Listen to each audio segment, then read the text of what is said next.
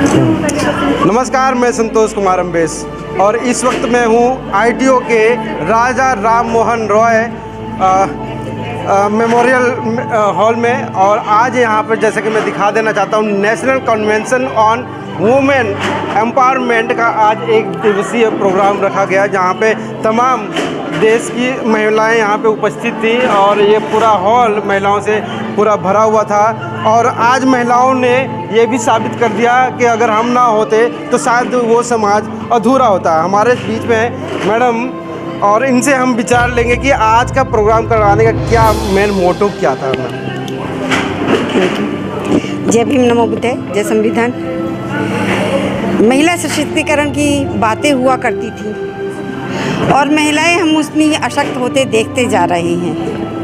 जो कल सुरक्षित थी आज असुरक्षित हैं और आने वाले कर्म जो कल में है हम देखेंगे वो कहीं और ज़्यादा प्रताड़ित होती जा रही हैं। तो ये पीड़ा हमारे मन में थी कि भाई कैसे हम अपनी महिलाओं को बचाएं, कैसे हम उन्हें सशक्त बनाएं, जिसके लिए हम लगातार करीब 2-2.5 साल से इस पर विचार विमर्श कर रहे थे कि महिलाओं को घर से किस तरह से बाहर निकाला जाए। एक तो वो जागरूक हों और सशक्त हूँ और खड़ी हूँ अपने लिए, सिर्फ अपने ही लिए नहीं, अपने बच्चों को मजबूत बनाने के लिए उनका जागरूक होना बहुत ज़रूरी है। क्योंकि हमारी महिलाओं को कुछ पता ही नहीं, अपने बहुजन के जो इतिहास है, बहुजन के महानायक महानायिकाओं के इतिहास से वो बिल्कुल अनभिज्ञ हैं। उन्हें कुछ नहीं पता, वो काल्पनिक दुनिया में जी रही हैं। उनकी मतलब कोई दोष नहीं मैं मानती, ये हम लोगों की कमी थी। वो शिक्षित समाज जो अपने आप को कहते हैं लोग कि हम शिक्षित समाज के हैं, उनकी कमी थी कि हम कुछ लोगों को, बल्कि कुछ लोगों के एक हम जो कहते हैं कि आंकड़ों में आधी आबादी, वो आधी आबादी कहाँ है, वो आधी आबादी कितनी तिरस्कृत क्यों है, वो आधी आबादी लोगों की ज़ुबान पे गाली बनकर क्यों है, ये पीड़ा हमें बहुत सता रही थी। तो जिसके लिए हम चाहते थे कि हम भाई महिलाओं को इकट्ठा करें, उन्हें बताएं कि तुम्हारा सम्मान क्या है। ऐसा नहीं तुम दिन भर अपने मतलब घरों में बैठ के और दुनिया भर के बहुत सारे दोषारोपण झेल के, बहुत सारी प्रताड़नाएं झेल के, और तब भी तुम गाली बन के जियो। तुम बहुत सेक्रीफाइस करो, कितने भी सेक्रीफाइस करो, अपने लिए खाना ना खाओ, बाद में खाना खाओ, बचा है तो ठीक है, नहीं तो नहीं, भूखे सो जाओ। एक महिला घर में चाहे 10 लोगों के लिए खाना बनाती है, अगर मेहमान आ जाए तो 20-25 लोगों के लिए खाना बना सकती है। लेकिन अगर वो घर में अकेली रहती है ना, तो क्या करना, अकेले के लिए क्या करना, अकेले के लिए। अगर महिला की बात करें तो महिला एक ऐसी शक्ति होती है जो कि एक पुरुष का भी वो दायित्व निभाती है और बच्चों का भी निभाती है। हर रोल में उसे देखने को मिलता है। कहीं न कहीं उसका अज्ञानता आज उस मोड़ पे मतलब कि लेके खड़ा हो गया है, जो कि सदियों से अगर दिखाया जाए तो महिलाओं पर ही अत्याचार बढ़ रहे हैं ना। हमें तो पहली बात जो हमारी परवरिश के जो सिद्धांत है वो बदलने होंगे। जो मतलब हमारी मान्यताएं हैं कि वो महिलाएं हैं तो ये ना करें, वो ना करें, हम महिलाओं को समझना पड़े हम क्या करें। हम अपनी बेटियों को सिखाते बेटा ये मत करो, बेटा वो मत करो, नहीं बेटा ये करो, वो करो, जो चाहो वो सब कुछ करो।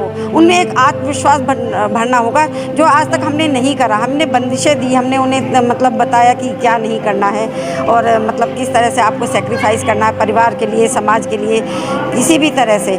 मगर आपको अपने लिए जीना है, ये किसी ने नहीं सिखाया। वो बेचारी जाने क्या। तो यही हमारा प्रयास है कि पहले तो वो जाने अपने बारे में और सशक्त हो। दूसरी बात उन पर ये जिम्मेदारी है कि जो बच्चों के परवरिश के, वो बच्चों को अपने बहुत मजबूत बनाए। जब वो खुद जागरूक होंगी तभी तो बच्चों को मजबूत बना पाएंगी।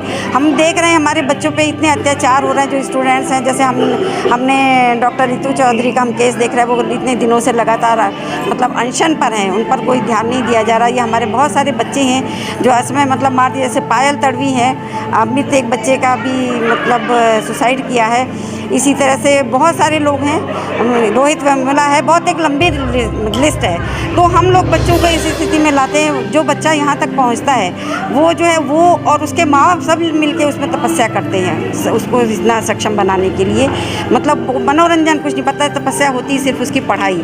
उसके बाद में जब वो वहाँ जाता है उसको इतने प्रताड़ित करते हैं कि वो वहाँ पे आत्महत्या कर लेता। तो हमें उसे मजबूत बनाना है। अब ये हमारे घर की जो महिलाएं, जो माँ हैं, जो माँ बाप हैं, वो सब बताएंगे बेटा तुम घर से बाहर निकल के जा रहे हो, तुम्हें बहुत मजबूती से लड़ना होगा, क्योंकि तुम्हारे रास्ते में हर आदमी तुम्हें तुम्हारा। अगर महिलाओं की बात करें ना, तो आप सभी महिलाओं की बात कर रहे होंगे, मगर उसमें जो ज़्यादातर है बहुजन जो महिलाएं हैं, उनके ऊपर काफ़ी मतलब कि इस प्रकार की जो ताड़नाएँ होती हैं दी जाती है, कहीं मंदिर में, कहीं कहाँ, कहीं तमाम जगह पे। आपने अखबारों में भी मतलब कि ये नहीं देखा होगा कि मतलब कि अखबार भी उस हेडिंग से भरे होते हैं, जो कि महिलाएं, खासकर बहुजन महिलाओं को ही टारगेट किया जाता है। ये महिला, हाँ ऐसा है ना कि एक बात होती है कि महिलाओं की अस्तित्व में बताऊं, अगर किसी से किसी की कोई मतलब कहा सुनी हो गई है ना, चाहे किसी से किसी को बदला लेना है या उसको अपमानित करना है, तो उसकी गाज किस पे गिरती है कि उस घर की महिलाओं को। विवाद हुआ है, पुरुष से विवाद हुआ, किसी बच्चे से घर में बाहर खेलते हुए होगा हो या कहीं आते जाते हैं, कॉलेज में है, तो क्या करते हैं कि वो महिलाओं को उसकी गाज मतलब सहनी पड़ती है। वो कभी बलात्कार करते हैं, उसे जिंदा जला देते हैं, तमाम तरह से उसकी मतलब प्रताड़ित उसे करते हैं। तो क्यों? क्योंकि उन्हें लगता है ये कहीं खड़ी नहीं होंगी। हम लोग को वो बहुत अक्षम मानते हैं, ऐसा नहीं हम बता रहे। अगर हम इतिहास बताने आए यहाँ पर अपने महिलाओं को, कि चाहे तो फूलन देवी हों और झलकारी बाई हैं, उदा देवी, ऐसी बहुत सी महिलाएं हमारी हैं जिन्होंने अपने अकेले दम पे मतलब विजय फतह की है। तो हम लोग कहीं कमज़ोर नहीं है। ये हमारी परवरिश का एक हिस्सा है कि नहीं, तुम्हें क्या करना है, तुम मतलब लाचार हो, अबला हो। इससे हमें महिलाओं को बाहर निकाला। हम ना अबला कल थे। अभी क्या कोई ऐसी तैयारी हुई है या इस मंच के द्वारा कुछ ऐसे मतलब संकल्प लिए गए हैं जो कि अब आज के बाद जो महिलाओं की जो के ऊपर जो प्रताड़नाएं हैं या कम हो जाएंगी या धीरे धीरे वो ना के बराबर होंगी? क्योंकि हमने आज तक प्रतिकार नहीं किया है ना। हमने महिलाओं को यही बताया, आप खड़े हो अपने लिए। ऐसा नहीं आपको किसी ने मतलब आपको हर्ट किया और आप जाके सुसाइड कर लो।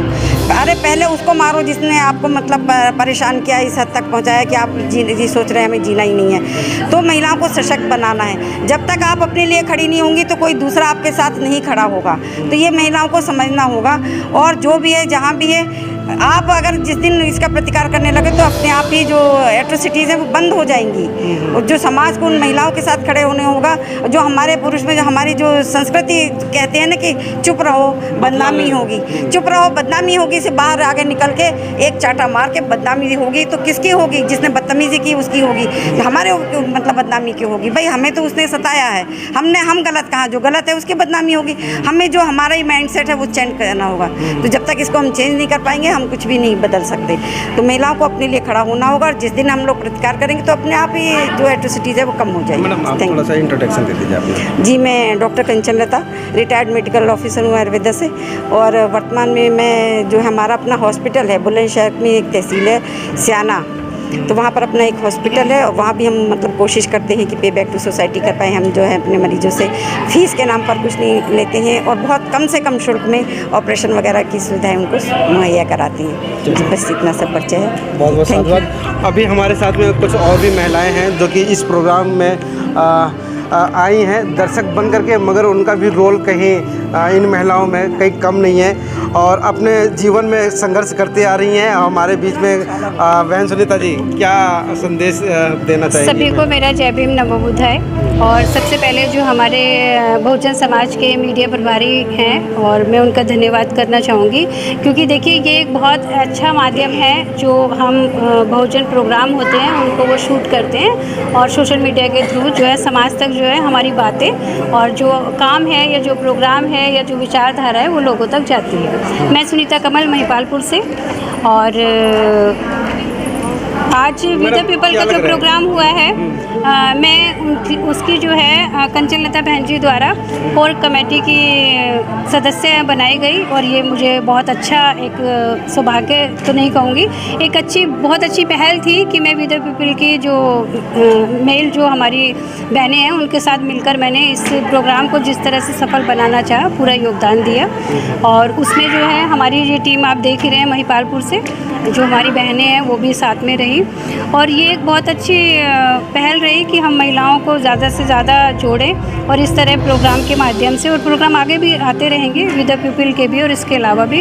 और जिस तरह से हम सहयोग देना चाहेंगे बाबा साहब विचारधारा को महिलाओं के और घर घर लोगों तक पहुंचाने का, वो एक माध्यम इस तरह से जो सहयोग हमसे बन पड़ेगा हम बिल्कुल मैडम, ये सिर्फ महिलाओं को जोड़ने तक ही सीमित रहेगा या महिलाओं के ऊपर जो बढ़ रहे जो अत्याचार है वो उनको रोकने के लिए भी काम नहीं, उसको रोकने के लिए भी काम करेगा। और बाकायदा हमारे महिपालपुर से तो हमारी महिला जो है पंचायत चलती है, महिला केस हमारे पास अक्सर आते हैं। और जहाँ तक मैं बताऊँ, विद द पीपल ने भी एक हेल्प जो है करके एक NGO बनाई है, जिसके तहत वो जो भी एट्रोसिटी के केस अगर आते हैं तो वो हेल्प के लिए तैयार है। उसकी मैं भी एक मेंबर हूँ। तो ये नहीं है कि एक हम समाज में, जैसे आज हमने देखा अलग अलग क्षेत्र से समाज से भी हमारी बहनें आई हुई थी, तो लोग काम कर रहे हैं। और जैसे जैसे हम लोगों के बीच में आएंगे और लोग भी हमारे बीच आएंगे, हमें एक दूसरे के काम को प्रोत्साहन मिलेगा और एक अच्छा मोटिवेशन एक दूसरे से हम पाएंगे और समाज के लिए एक उत्साह बढ़ेगा आगे भी अच्छा काम करने का। चलिए, थैंक यू। आप इस वीडियो के बारे में अपनी राय अवश्य दें तथा वीडियो को लाइक, शेयर और कमेंट्स साथ साथ चैनल को सब्सक्राइब करना न भूलें। धन्यवाद।